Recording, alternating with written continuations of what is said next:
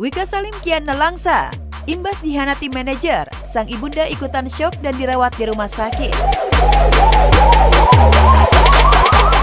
Di tengah kebaikan hati Wika Salim yang masih menunggu mantan manajernya yang berinisial IH untuk menyelesaikan masalah penggelapan uang secara kekeluargaan, Wika malah dihadapi ujian hidup lagi.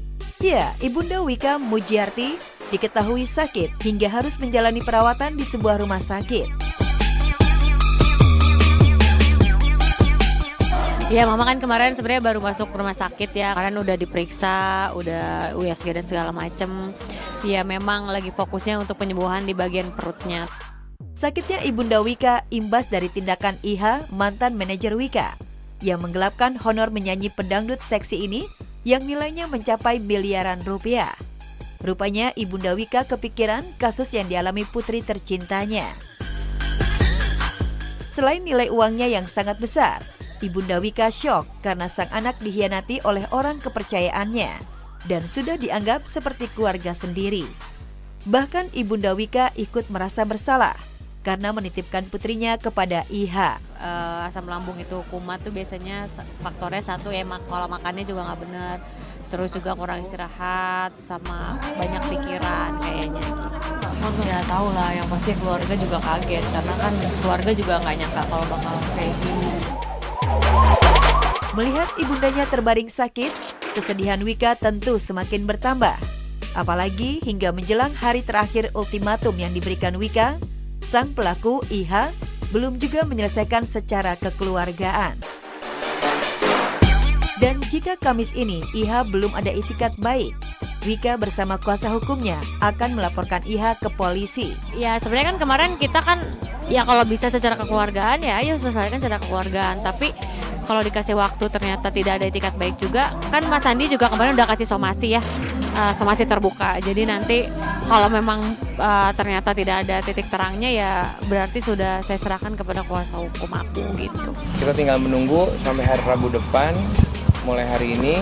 Mohon untuk bekerja sama dengan baik untuk menyelesaikan hak ataupun kewajiban yang dimiliki oleh klien kami. Udah terlalu jahat sih, jadi kayaknya memang harus. Meski kondisinya sedang tidak baik-baik saja dan harus memantau kondisi ibundanya, Wika Salim masih tetap profesional menjalankan kontrak kerja, tampil menghibur penggemar dan syuting program televisi. Tapi yang namanya musibah kita kan nggak pernah tahu terjadinya kapan dan dari siapa gitu. Jadi ya nextnya ya itu lagi, lebih hati-hati lagi.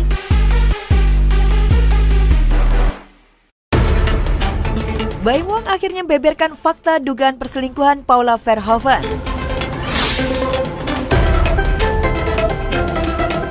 Gonjang-ganjing rumah tangga Baim Wong dan Paula Verhoeven makin bergulir panas.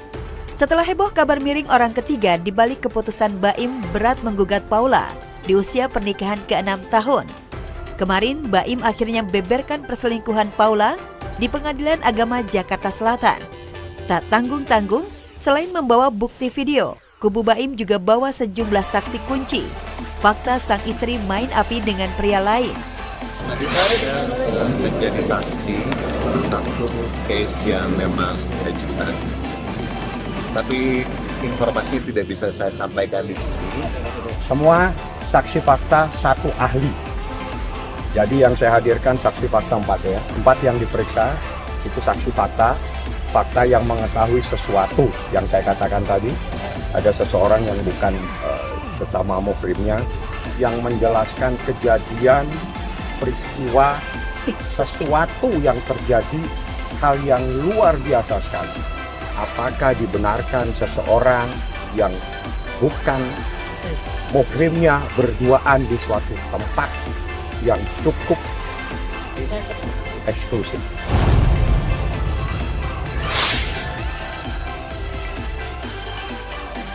Mirisnya nasib Baim Wong. Biasanya ia dan Paula merayakan anniversary pernikahan ke luar negeri. Tepat di ultah pernikahan ke-6, mereka justru bersitegang hadap-hadapan di meja hijau pengadilan. Dan kemarin, usai menjalani sidang pembuktian, kubu Paula bersikukuh menyangkal telah menodai ikatan suci pernikahan dengan melakukan cinta terlarang. Nggak nggak ada. Itu nggak terbukti apa-apa.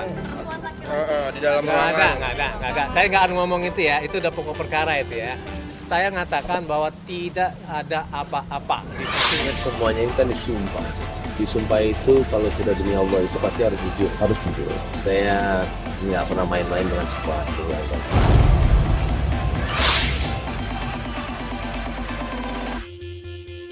Ya, dugaan perselingkuhan Paula benar-benar membuat rumah tangga Baim Wong di ujung tanduk. Sanggupkah Baim melewati ujian rumah tangganya?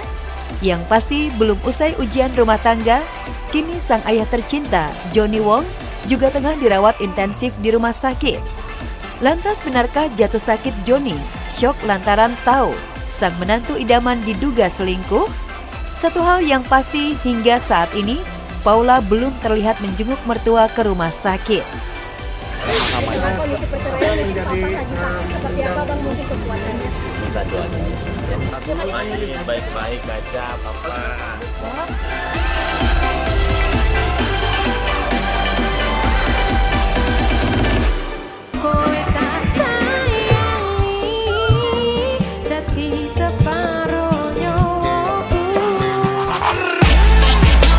Hamil anak pertama, Happy Asmara ngidam mainan dari Thailand.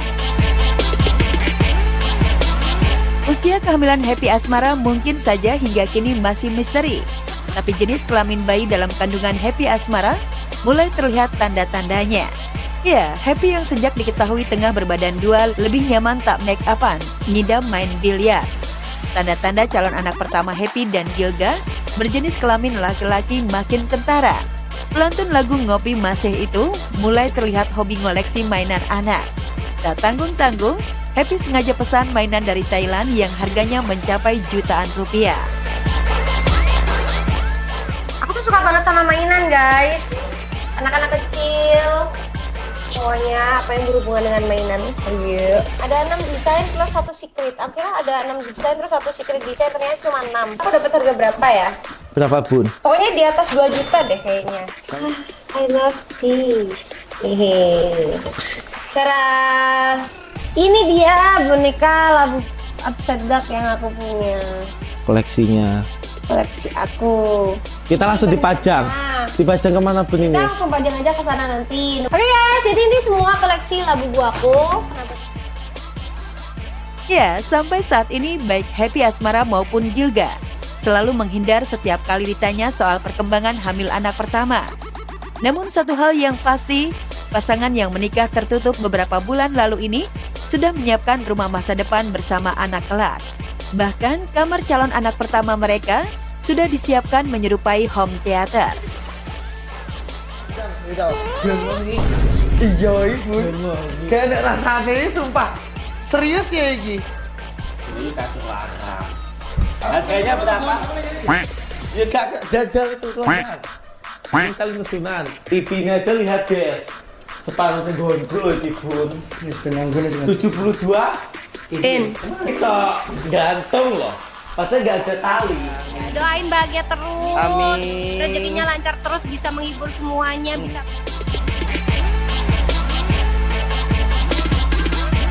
Gilga benar-benar menjadi kunci Happy bahagia. Bagaimana tidak, meski menjalani proses pacaran singkat, usai resmi menikah, cinta ugal-ugalan Gilga benar-benar membuat Happy Asmara bahagia. Meski sama-sama sibuk kerja, Happy dan Gilga makin hari makin tak terpisahkan. Aku dulu tuh pas waktu umroh doanya semoga Tuhan ngasih apa yang aku butuhkan, bukan apa yang aku inginkan. Karena apa yang aku inginkan belum tentu aku membutuhkan gitu. Kalau sama suamiku apa aja tuh jadi pas.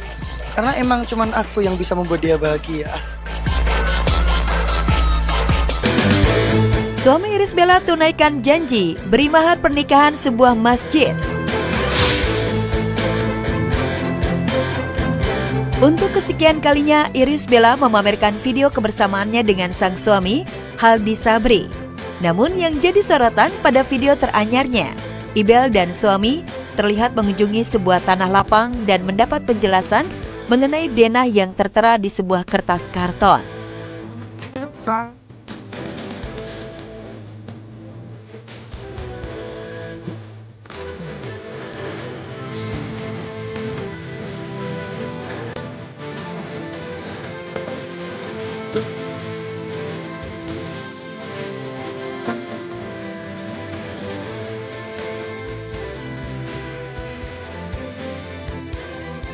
Melihat video yang juga dibagikan Haldi Sabri pada akun media sosialnya itu, warganet menduga kalau Iris Bella dan suami sedang meninjau lokasi proyek yang bukan sembarang proyek, yakni pembangunan sebuah masjid. Namun baik Ibel maupun Haldi tidak secara terang-terangan memberitahu proyek yang sudah mulai penggarapannya.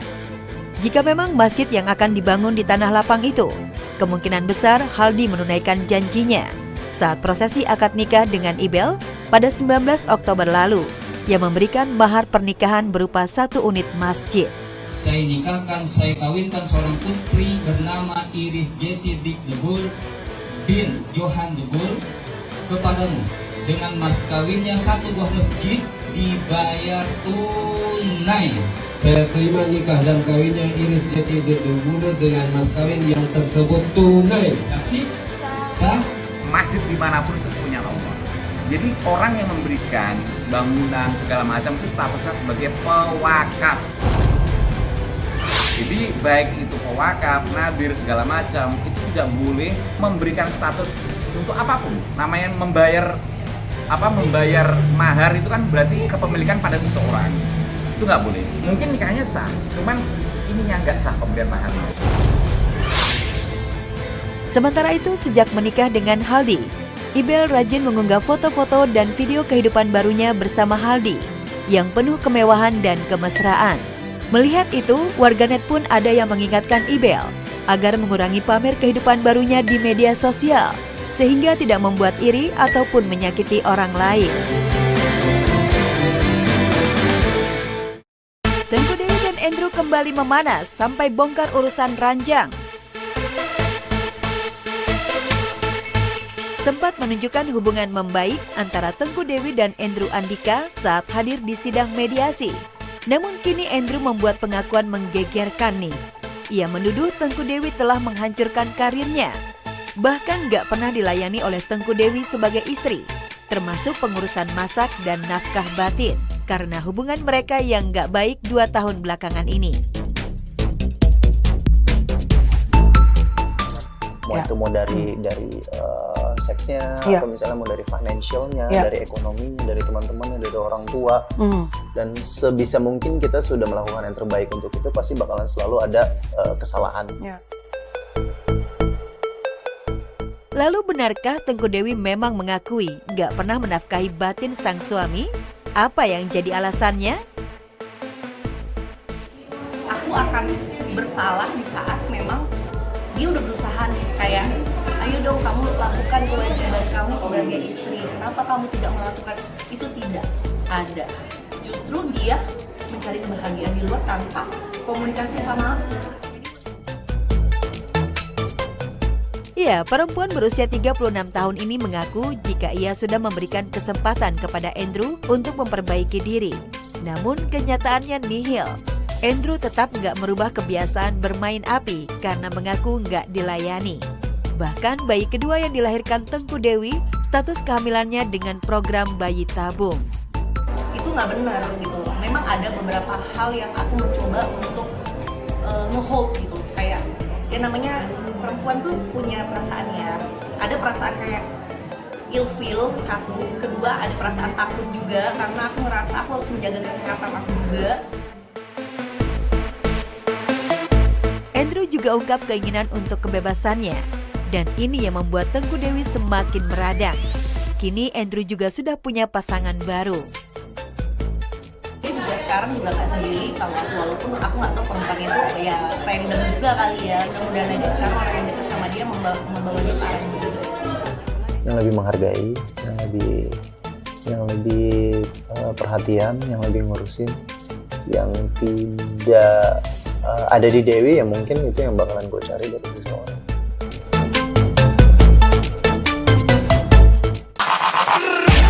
Digugat Aribia 1,5 miliar, Agnes Mo terganggu dan tercoreng nama baiknya.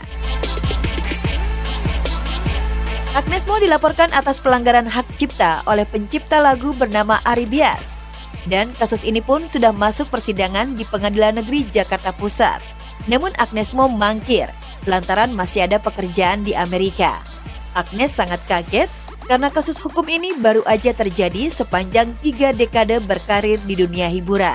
Apalagi gugatan yang dilayangkan Ari di lagu berjudul Bilang Saja tidak main-main, 1,5 miliar rupiah. Agnes santai aja, prinsipal santai aja, dia taat undang-undang. Selama ini setiap kerjasama nggak pernah ada masalah.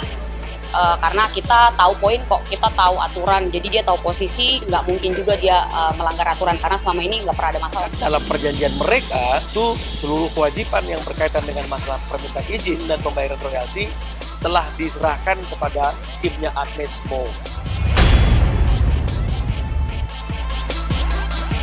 Seperti diketahui, Ari menggugat Agnes memasuki agenda pembuktian dan saksi ahli. Munculnya angka 1,5 miliar terjadi karena Agnes membawakan lagu Ari Bias di konsernya di 3 kota, Jakarta, Bandung, dan Surabaya. Agnes nggak pernah menyangka kasus ini bakal kerana hukum. Lantas benarkah Agnes merasa bersalah dan siap membayarkan gugatan Ari? Karena Agnes sendiri juga nggak tahu kalau pada akhirnya dia akan digugat seperti ini gitu loh. Jadi sebenarnya kalau mau ditanya seperti itu, tanyanya sama penggugat sih. Atas penggunaan lagu Bilang Saja itu dalam konser Agnes Mo belum ada lisensi dan belum ada pembayaran. Jadi kalau menurut aturan belum ada lisensi, belum ada pembayaran, berarti itu cacat hukum. Kondisi yang lebih tragis terjadi saat lagu yang diciptakan 20 tahun silam. Agnes belum pernah sekalipun meminta izin. Persoalan royalti emang dilindungi undang-undang. Makanya nggak cuma pencipta lagu, tapi juga penyanyi yang bertanggung jawab soal royalti tersebut. Selama berapa tuh 20 tahun ya, memang tidak pernah ada chat atau permintaan izin pada saya untuk pemakaian lagu tersebut. Dan saya juga selama itu juga tidak pernah mendapatkan royalti dari sponsor Agnes Mo.